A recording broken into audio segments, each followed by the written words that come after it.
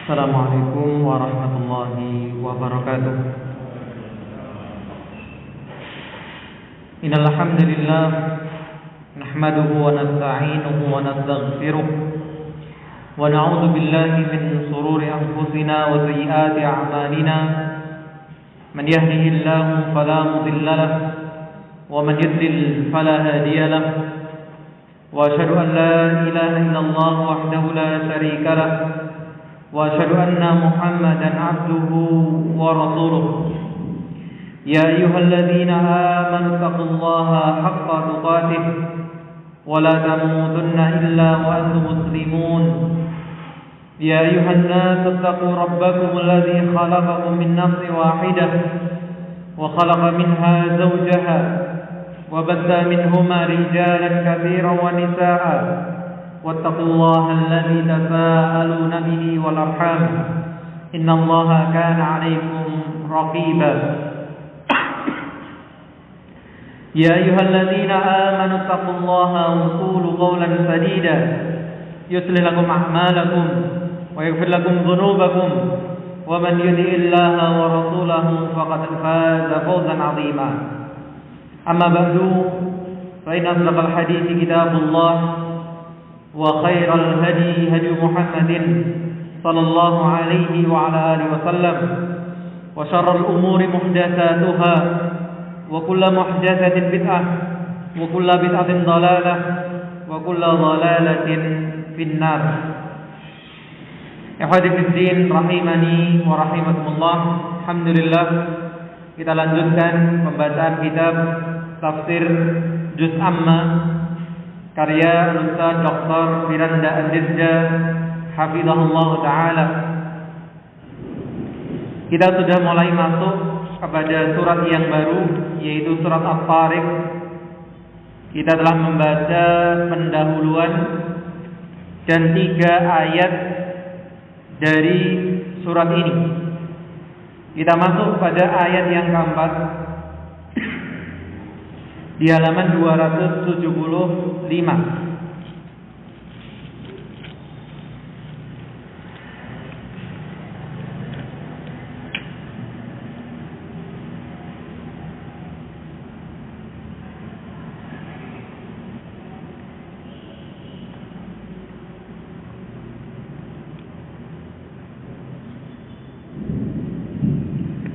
Allah Subhanahu wa taala berfirman, In kullu nafsin lamma 'alaiha hafiz. Tidak ada satu jiwa pun atau satu diri melainkan ada penjaganya. Jadi setiap kita, setiap manusia, setiap jiwa ada yang menjaga. Dijelaskan dalam ayat ini, setiap orang atau jiwa pasti mempunyai pencatat amal. Ini yang dimaksudkan apa? Penjaga. Maka kadang kita diingatkan untuk gak perlu apa? Selfie. Mau berangkat ngaji, foto dulu, sampai di tempat pengajian foto lagi, mau berangkat sholat foto, mau berangkat umroh foto, berangkat haji foto. Gak perlu. Sudah ada yang mencatat amal kita, seperti yang telah dijelaskan dalam tafsir surat Al-Infitar.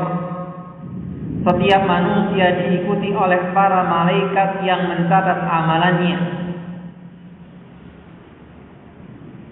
Di surat Al-Infitar Allah menyebutkan, wa inna 'alaikum lahafizin kiraman katibin ya'lamuna ma taf'alun. Dan sesungguhnya bagi kamu, yaitu wahai manusia, ada malaikat-malaikat yang mengawasi pekerjaanmu, amal perbuatanmu.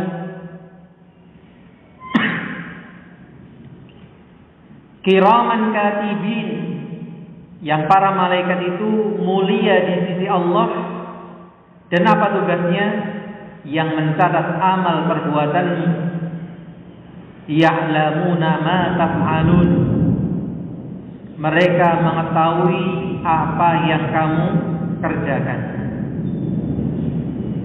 Di surat Qaf Allah juga mengingatkan, walaqad khalaqnal insana wa na'lamu ma tuwaswisu bihi nafsuh. Dan sungguh kami telah menciptakan manusia dan mengetahui apa yang dibisikkan oleh hatinya. Jangankan perbuatan, jangankan ucapan,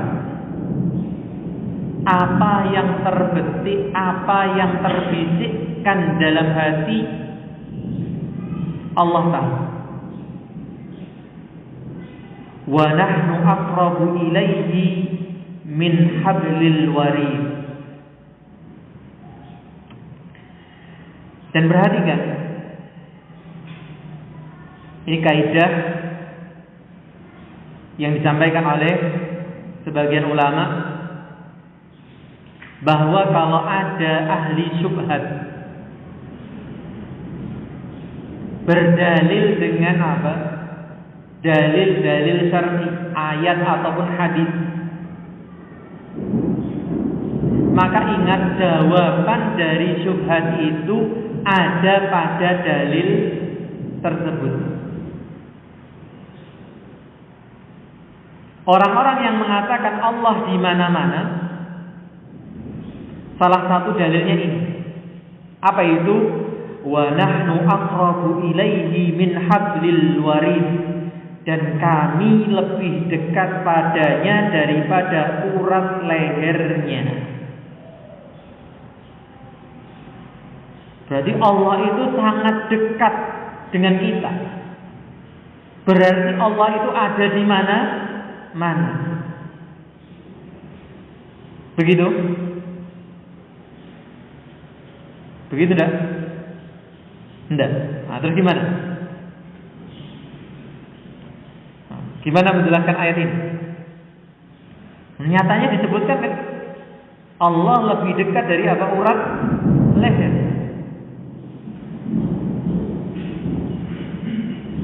Maka perhatikan penggalan sebelumnya. Walaqad khalaqnal insana wa na'lamu, kata kuncinya di sini. Dan kami mengetahui, Allah sedang membicarakan apa? Kedekatan secara ilmu, bukan kedekatan secara zat. Maka Allah sedang membicarakan pengetahuannya yang begitu dekat, bahkan lebih dekat daripada urat leher. Sehingga kita selalu dalam pengawasan Allah Subhanahu wa ta'ala. Id yatalaqqal mutalaqiyani 'anil yamini wa 'anil shimali qa'id. Ingatlah ketika dua malaikat mencatat perbuatannya, yang satu duduk di sebelah kanan dan yang lain di sebelah kiri. Ma yalfidu min qawlin illa ladaihi raqibun 'atid. Tidak ada satu kata yang diucapkan melainkan ada di sisinya malaikat. Malaikat siapa? Raqib dan Atid. Nah, gitu ya. Nah, itu yang diajarkan dari dulu, yang kita pelajari. Ternyata Raqibun Atidun itu apa? Sifatnya malaikat, bukan namanya malaikat. Bahwa malaikat ini apa? Raqibun, mengawasi. Atidun, selalu siap.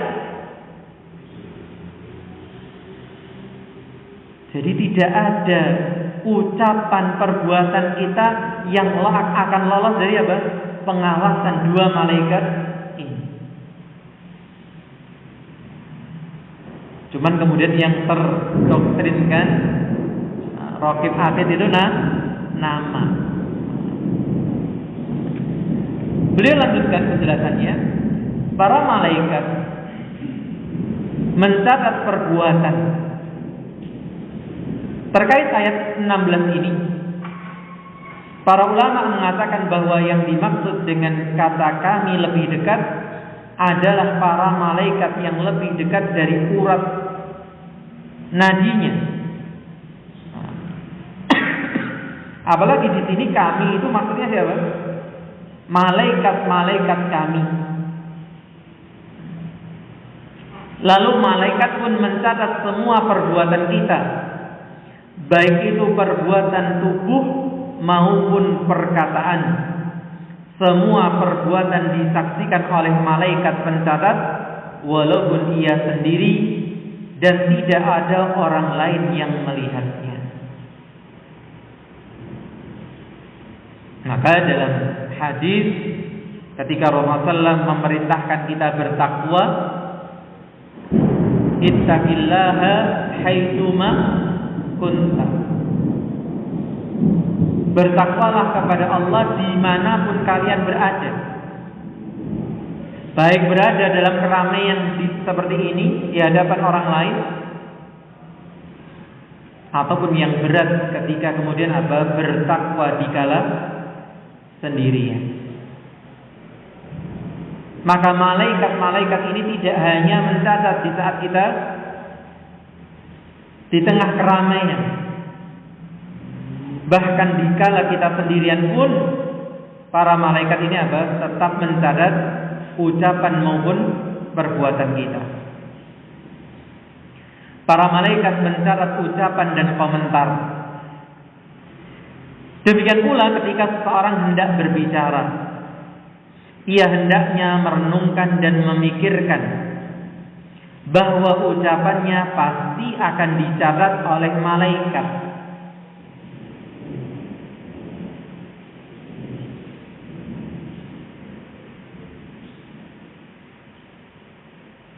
Dalam pemeriksaan apa istilahnya? BAP gitu ya. Sekarang semakin maju, semakin modern.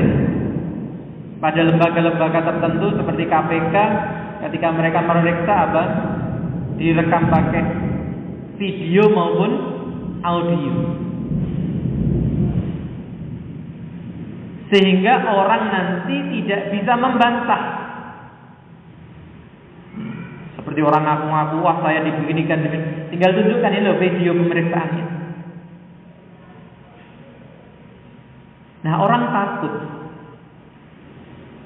ketika sesuatu itu diawasi, sesuatu itu direkam, padahal kenyataannya kadang yang direkam pun masih bisa di otak-atik, dimanipulasi. Nah, sayangnya kita seringkali lupa ini. Ada malaikat yang selalu mengawasi, tidaklah satu ucapan kecuali dicatat. Maka sudah seharusnya kalau kita mau ngomong, dan saya tegaskan kembali hari ini, omongan tidak hanya omongan pakai mulut, omongan pakai jempol. Kita perlu berpikir sebelum menulis, sebelum berkomentar. Apakah kiranya akan menjadi catatan-catatan kebaikan di sisi para malaikat tadi, atau ternyata malah akan menjadi catatan keburukan. Banyak orang yang terjerumus ke dalam neraka jahanam karena sebuah ucapan yang tidak dipikirkannya terlebih dahulu. Dan ini selaras dengan peribahasa yang mengatakan mulutmu harimau. Jadi apa yang keluar dari mulut kita ini akan kita pertanggungjawabkan, menunjukkan isi hati kita, menunjukkan identitas kita.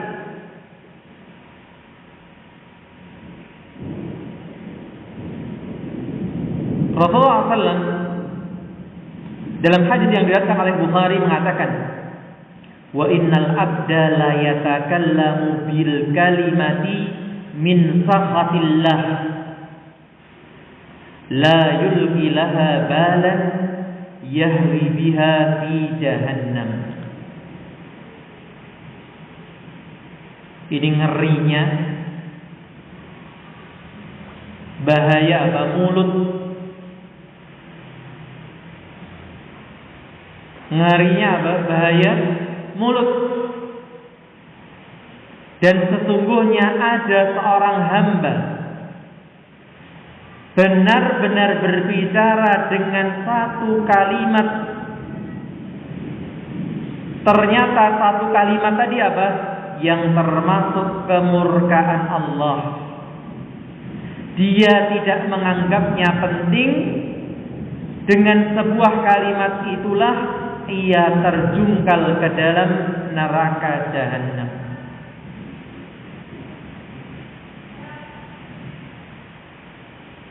Kalau kita perhatikan keadaan masyarakat kita, apalagi dengan media sosial hari ini, subhanallah, kadang musibah pun masih dibuat apa? Candaan, tertawaan. Lihat itu di berita-berita yang menampilkan komentar. Subhanallah, ada orang hilang, ada kecelakaan, yang komentar itu kadang Masya Allah, kadang gak habis pikir. Orang model apa, hati tipe apa yang tega dalam musibah itu apa? Masih guyonan, masih mengolok-olok. Dan kadang, dan itu yang terjadi, sampai ucapan-ucapan kekufuran.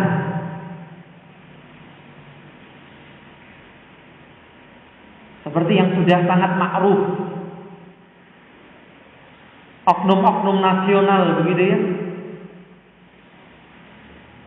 Yang berapa waktu lalu yang terbaru dia mengatakan apa? Ya tidak apa-apa, saya nggak masuk surga daripada ketemu fulan dan fulan. Masya Allah. Na'udzubillah dzalik, sudah berani ngapling neraka. Dan semoga yang dicita-citakan apa? Dikabulkan oleh Allah Subhanahu wa taala atas semua permusuhannya terhadap Islam. Maka ketika kita mau berbicara itu harus dipikir-pikir dulu.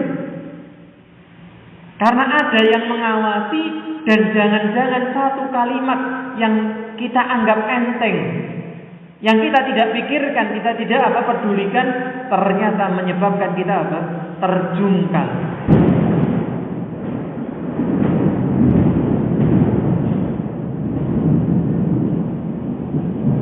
Subhanalladzi yusabbihu bihamdihi wal malaikatu min khifatihi. Hafal ya doanya guys? Apa doanya?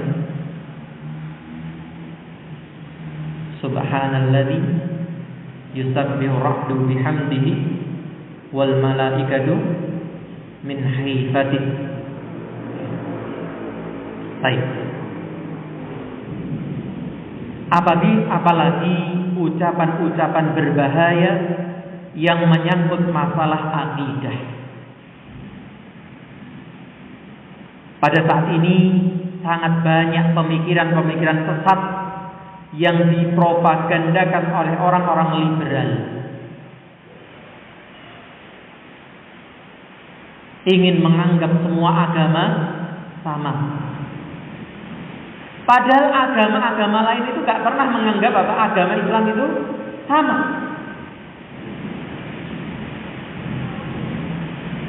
Bukankah dalam istilah agama sebelah kita ini diistilahkan apa?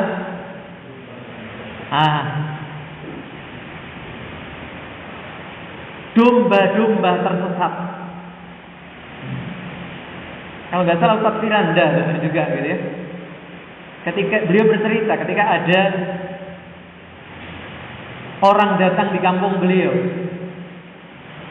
kemudian mengatakan, saya ingin menyelamatkan domba-domba yang tersesat. Nah, apa jawabnya? Oh, di sini nggak ada domba-domba yang tersesat. Yang ada onta-onta yang berjalan di jalan lurus. Subhanallah. Lihat, sudah diibaratkan domba tersesat lagi. Masih mending kita mengistilahkan apa? Manusia yang tersesat. Ketika kita ingin mendakwai orang lain, kita masih menganggapnya manusia. Subhanallah. Jadi banyak orang yang hari ini mencari ridho dari agama-agama lain. Lupa firman Allah, walan tarda ankal yahud walan nasara hatta tattabi'a millatah. Mereka itu enggak akan pernah ridho sampai kamu mengikuti apa? Cara beragama mereka. Subhanallah. Ditinggalkan ayat-ayat seperti ini. Maka hati-hati. Dan hari ini orang-orang ini apa? Punya kedudukan, sehingga masuk dalam apa? Kurikulum, masuk dalam pendidikan. Bahkan kemarin yang sempat heboh, gitu ya. Cuman hari ini kan manusia itu mudah lupa. Ketika diterbitkan apa tentang buku sejarah pendidikan Indonesia, maka para kiai yang punya apa jasa itu malah dihilangkan, dan tokoh-tokoh komunis malah dimunculkan. Ini menunjukkan negeri kita ini memang tidak sedang baik-baik saja. Maka jangan lupa selipkan doa untuk negeri ini di antara doa-doa kita. Doa-doa antum ketika bangun di tengah malam, ketika mengangkat tangan antara apa? Azan dan iqamah, ketika berdoa, ketika turun hujan, dalam perjalanan. Jangan lupa untuk apa? Mendoakan negeri ini.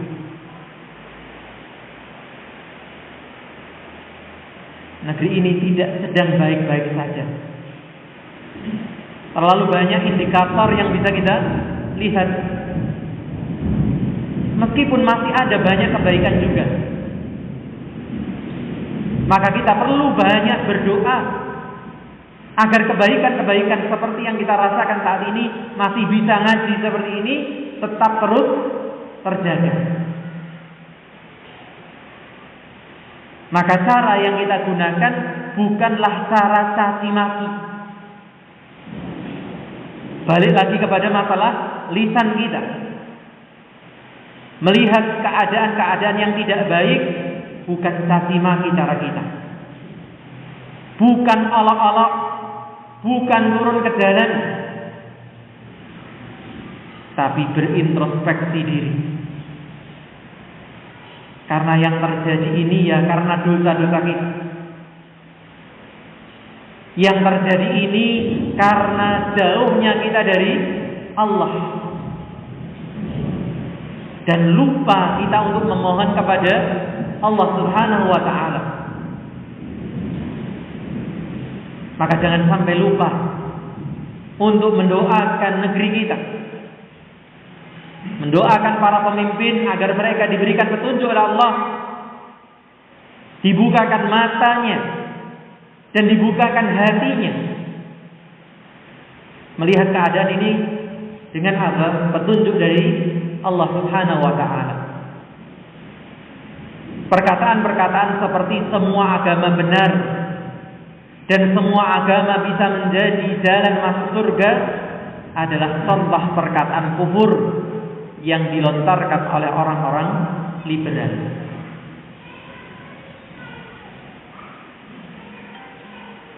Kemudian yang sudah saya singgung tadi, hari ini ucapan tidak hanya dengan apa? Mulut, tapi ucapan juga dengan tangan kita. Para malaikat mencatat tulisan.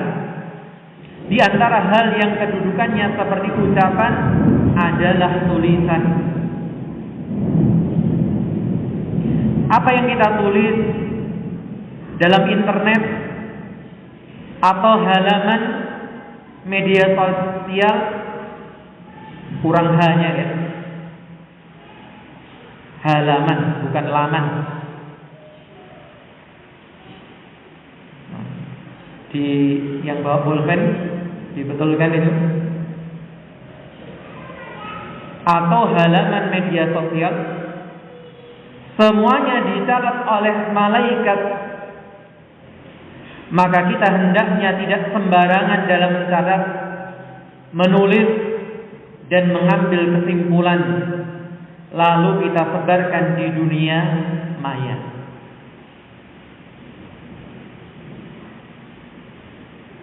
Apalagi sebagian kita itu kadang, bahkan sebagian yang lain sering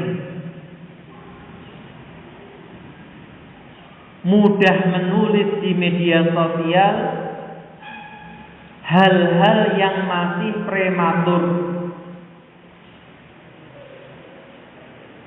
Sebagian ulama mengatakan apa? Orang yang menulis itu sedang menunjukkan akalnya.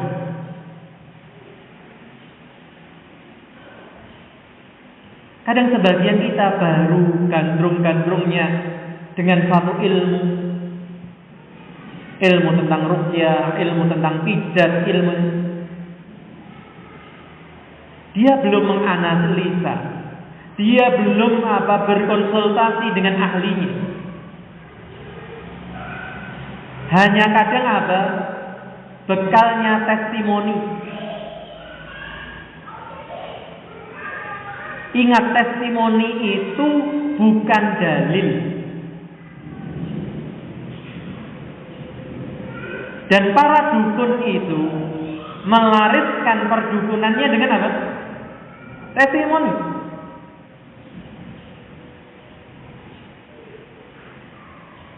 Jadi kadang saya tuh tanda tanya ya, kadang juga rodok campur gregeten. Orang mengatakan obat ini berkhasiat. Kenapa? Oh, ini testimoninya. Testimoni itu tidak menunjukkan fungsi dari sebuah obat. Ya mungkin saja kebetulan orang tersebut. Coba kalau memang mau jujur, dari orang yang minum obat dia 100 orang, berapa yang sembuh? 100-100-nya serak. Karena obat itu butuh dosis. Obat itu butuh kondisi tubuh, usia, faktornya banyak. Maka ketika orang datang ke dokter, antara anak-anak, antara orang dewasa, itu ukuran obatnya berbeda. Beda. Jadi hati-hati. Jadi ilmu kita yang masih prematur itu jangan kemudian langsung dilontarkan. Tanya dulu pada ahlinya.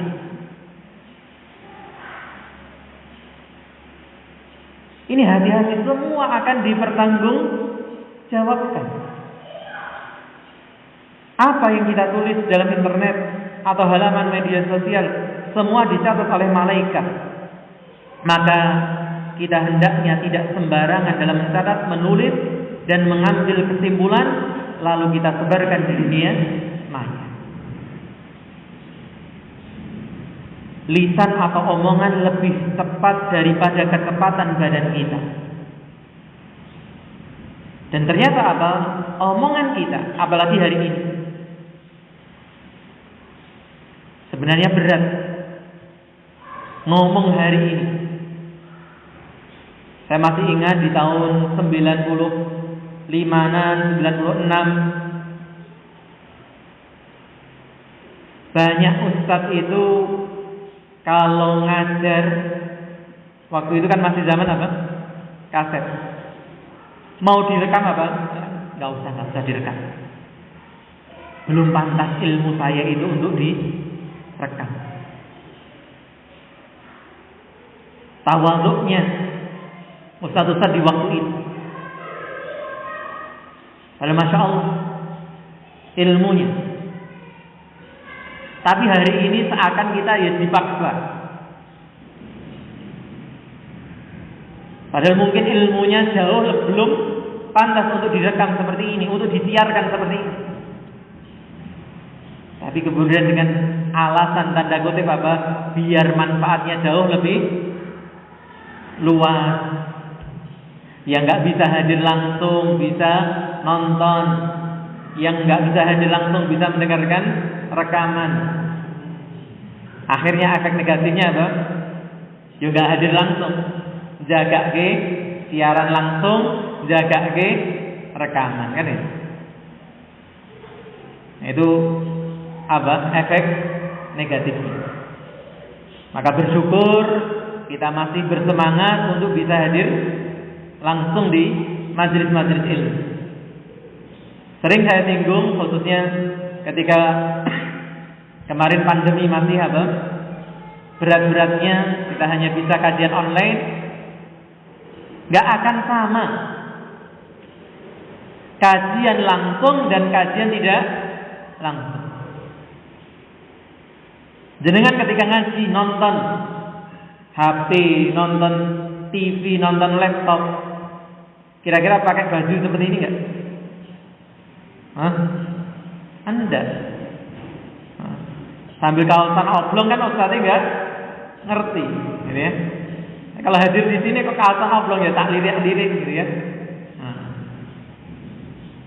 Kemudian duduknya kira-kira seperti ini enggak? Enggak, gitu ya. Sambil baring di sofa mungkin.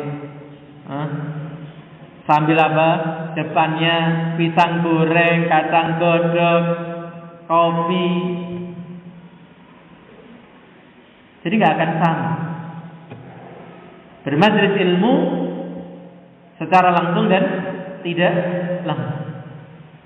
Belum keutamaan-keutamaan yang lain. Kita kembali ke sini. Maka subhanallah sebenarnya berat. Ketika hari ini apa? Sesuatu itu terekam, tersebarkan ke media sosial. Salah satu efek negatifnya apa? Rekaman-rekaman itu oleh sebagian oknum adu domba dipotong, kemudian apa? Digandengkan dengan ceramah lain. Ustadz ini lawan ustadz ini. Pernah lihat ya di internet seperti itu? Saya sangat menyarankan untuk tidak pernah menyimak pengajian-pengajian model potongan-potongan seperti ini. Apalagi potongannya diadukan antara satu ustadz dengan ustadz yang lain.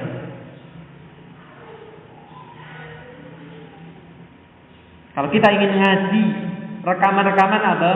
Ngajilah yang utuh. Supaya kita tahu apa yang dibahas, apa yang dibicarakan. Bukan sepenggal. Bahkan sebagian ustaz sudah mengumumkan secara resmi, kami tidak ridho pengajian kami apa? Dikutip, dipotong tanpa seizin kami. Dan sebagian orang memang tujuannya untuk adu domba. Hati-hati. Maka rekaman, tulisan itu lebih cepat daripada badan. Ini badannya masih di Magetan, tapi ucapannya sudah sampai mana ini? Ini. Kemarin di kajian mana itu? Oh, di Kejadian Madiun. Itu ada yang dari Bekasi nyimak kan itu. Subhanallah. Ini tersebar sudah kemana-mana. Dan kalau orang kemudian salah ucap, dan itu sangat mungkin, wong namanya manusia, dia sudah. Bagi orang yang hatinya berpenyakit, wah ini satu kesalahan, dua kesalahan. Subhanallah. Berbicara ini yang memang berat. Makanya kita berusaha. Ngaji itu ada panduannya. Ada yang kita baca supaya tidak ngelantur ngalor ngidul. Bukan cerita, bukan hikayat. Gerakan tubuh kita hanya terbatas. Ketika kita ingin memukul, pukulannya terbatas. Ketika kita ingin menendang, tendangannya terbatas. Ketika kita ingin menzalimi dengan tangan atau kaki, hal itu tidak dapat kita lakukan kecuali orang tersebut ada di hadapan kita. Hal ini berbeda ketika kita ingin menzalimi orang lain dengan lisan kita. Yang saya sebutkan tadi, kecelakaannya di mana? Surabaya sana. Bisa saja kita mengolok-oloknya dari mana? Magetan sini. Gak perlu fisik kita hadir sana. Tapi apa yang hadir? Lisan kita, omongan kita. Itu maksud beliau bahwa ucapan kita, omongan kita, tulisan kita lebih jauh, lebih tepat daripada apa? Badan kita. Bahkan ketika orangnya sudah mati pun kita masih bisa menzaliminya dengan cara menisbahkannya melalui ucapan-ucapan yang tidak benar. Seperti yang beredar hari ini, Syekh Muhammad bin Abdul Wahhab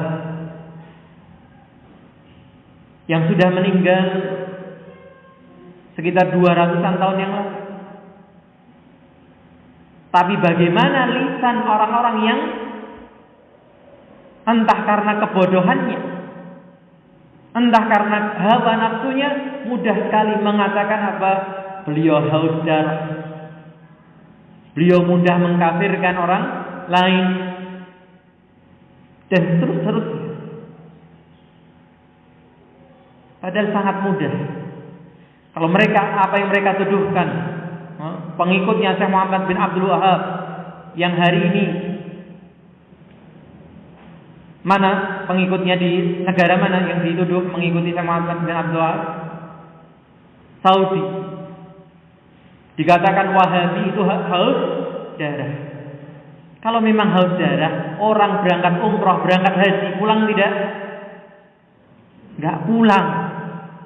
Pulang-pulang tinggal nama. Nyatanya gimana? Orang pulang umroh, orang pulang haji, pengen berangkat lagi? Pengen. Bahkan betapa marahnya ya kemarin karena isu ini, isu itu. Wah, haji dibatalkan. Ternyata memang tahun ini apa? Pemerintah Saudi lagi-lagi membatasi haji untuk intern saja. Bagi orang Saudi maupun orang asing yang sudah ada di Saudi, dan itu pun dibatasi jumlahnya hanya 60.000. Dan ini yang saya perlu peringatkan, ketika haji ini dibatasi, dan jangan dianggap di Saudi itu orang sering apa? Mengolok-olok dengan onta, dengan kadal gurun. Di sana teknologi jauh dan jauh lebih maju daripada Indonesia. Namanya database itu sangat ketat. Jadi nggak bisa namanya mau haji apa nyolong-nyolong hari ini, nggak bisa. Langsung masuk penjara. Sehingga semua harus mendaftar secara online dan mengikuti paket-paket yang ada. paket yang paling ekonomis itu sekitar 50-an juta. Kurs Indonesia. Apa kaitannya? Yang perlu saya sampaikan di sini, hati-hati kalau ada yang nawari badal haji murah. Dan itu di grup teman-teman yang ngurusi umrah haji itu di-share. Oknum-oknum atau travel-travel yang menawarkan 8,5 juta, 13 juta. Loh kan mahal itu, Ustaz. Tadi apa tarif paling murah haji berapa? 50-an juta. Kok ada yang nawari badal 13 juta? Iya, di hari-hari normal harganya memang segitu. 10-an juta sampai 20 juta. Tapi hari ini kok ada yang nawari begitu? Jangan percaya. Pasti itu apa? Bohong. Maka subhanallah, hati-hati. Orang bahkan sudah meninggal, fitnah masih dilancarkan. Ini bahayanya apa? Lisan dan tulisan. Dan sayangnya sebagian orang kalau habis amunisinya dalam apa? Dalil, apa yang digunakan? Kebohongan. Hati-hati itu dengan dai-dai dari Saudi, lulusan Saudi. Mereka sudah mendapatkan apa? Gaji 20 juta per bulan. Masya Allah. Kalau gajinya 20 juta per bulan ya, buku saya bagi gratis gitu ya.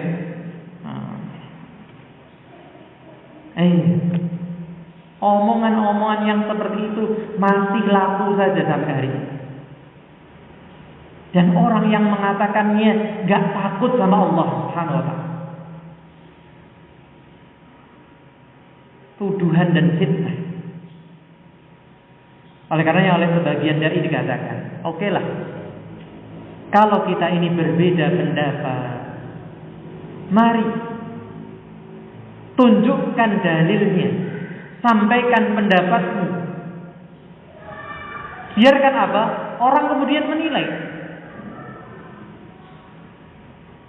Tapi sayangnya kemudian apa? Fitnah dan tuduhan, kebohongan yang sekarang ini dijadikan bahan jualan. Ini adalah pembodohan terhadap umat. Yang lagi-lagi seharusnya apa? Para dai, para mubalik ini ingat, Allah mengetahui ucapan mereka. Para malaikat mencatat ucapan mereka. Manusia zaman sekarang sangat hobi berkomentar.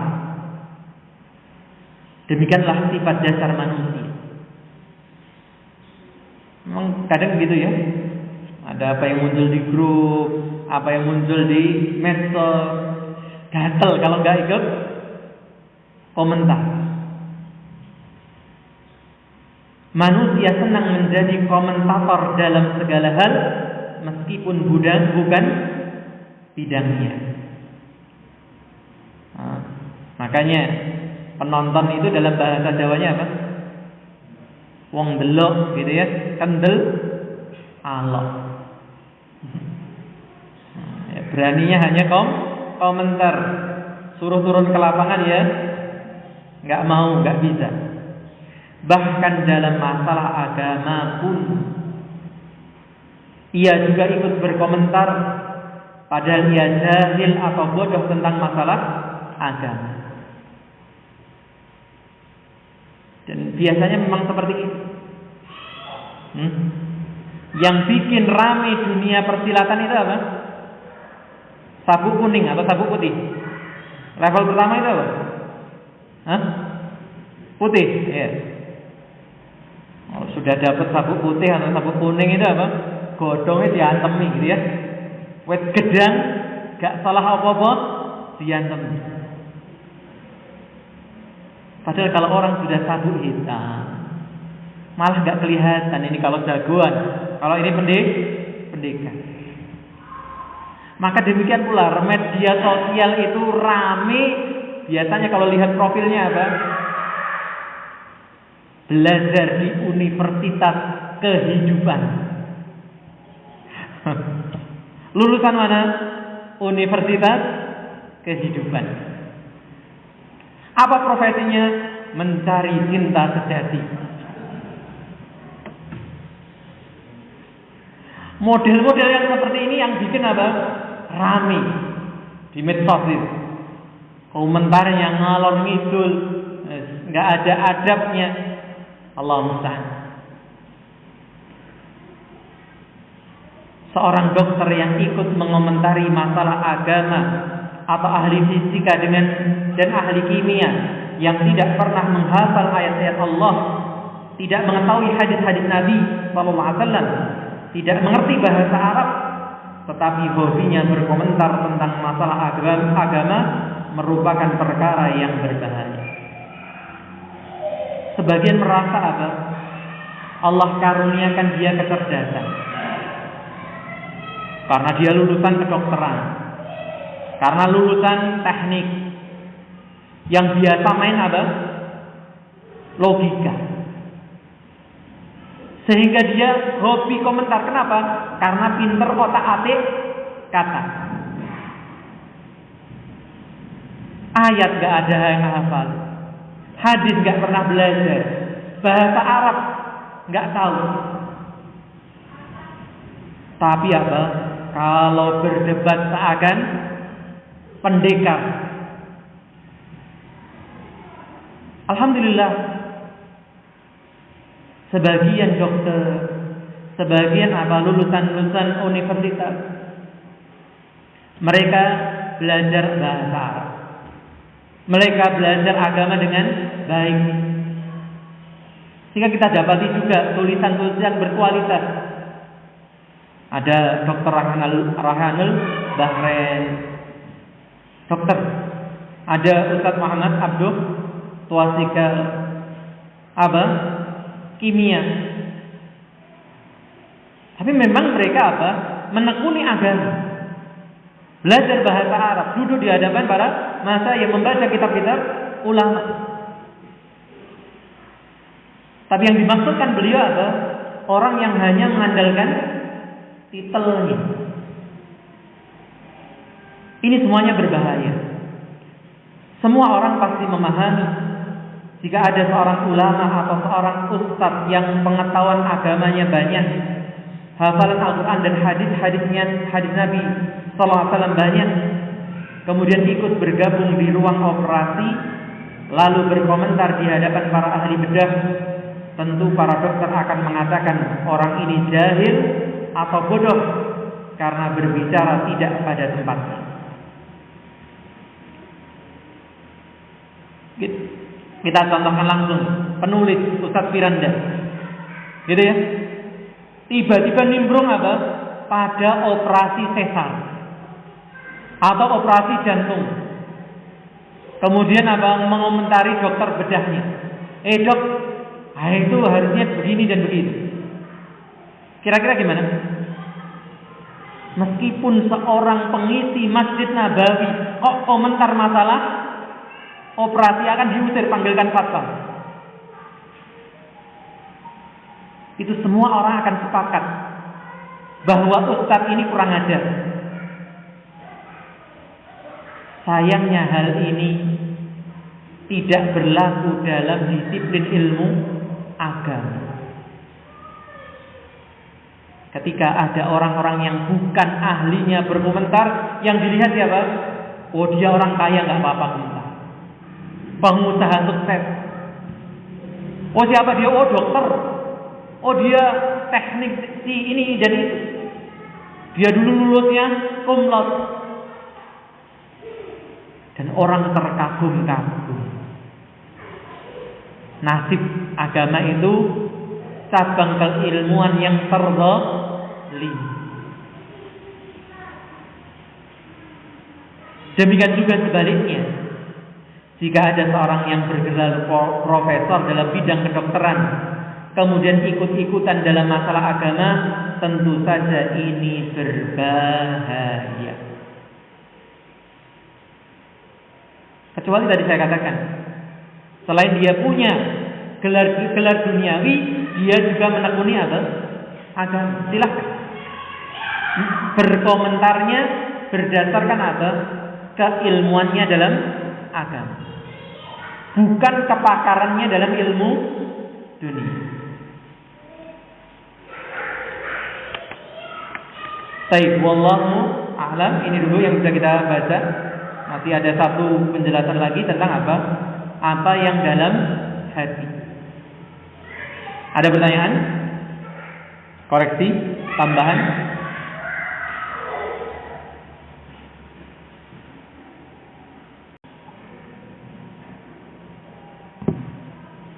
Baik, kalau tidak ada, dari WA juga tidak ada.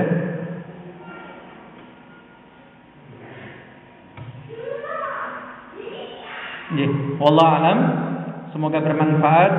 Kurang lebihnya saya mohon maaf. Jazakumullahu khairan telah menyimak. Wa sallallahu ala nabiyyina Muhammadin wa ala alihi wa sahbihi ajma'in. Subhanakallahumma wa bihamdika asyhadu an la ilaha illa anta astaghfiruka wa atubu ilaik.